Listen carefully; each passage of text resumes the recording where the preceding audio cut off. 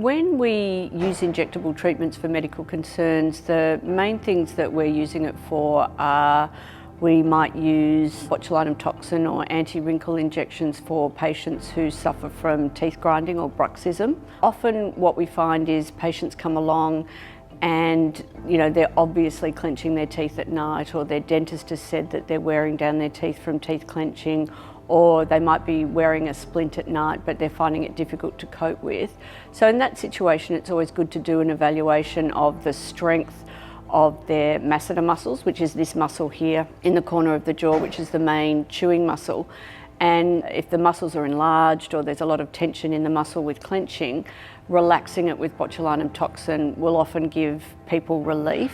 The one thing I would say, however, is that if a patient presents not just with simple teeth grinding but with more complex temporomandibular joint dysfunctional pain, that's often multifactorial, and one element of it might be teeth grinding, but you often need to involve dentists and physiotherapists and other allied health practitioners, because yes, anti-wrinkle injections can relax the muscle and might relieve some of the discomfort they're having, but because it's a complex condition, it needs a sort of multifaceted approach. In terms of the other conditions that we treat medically with injectables, one of the other main ones is hyperhydrosis or excessive sweating. So hyperhydrosis is basically non-physiological sweating. So you're basically not sweating to cool your body down. And the commonest site where we see this is the axilla or armpits, but you can also use botulinum toxin treatments for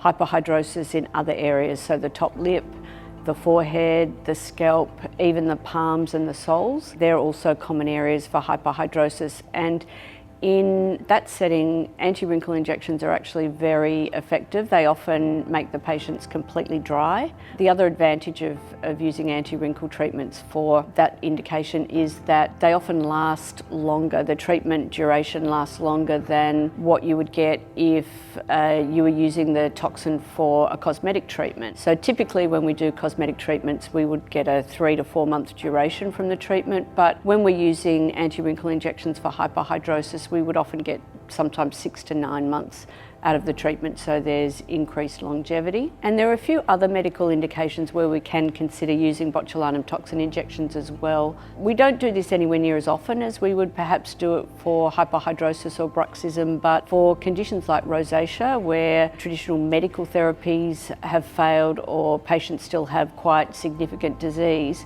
you can use anti-wrinkle injections injected into the skin, and that will often help with redness, and it will even help with the papulopustular component of rosacea because it has a direct effect on the sebaceous glands. Now obviously it wouldn't be first line therapy, but it is something that you can try, and it's quite good in a situation where perhaps you don't have access to vascular laser or IPL for redness. You can try a treatment like that to help the patients.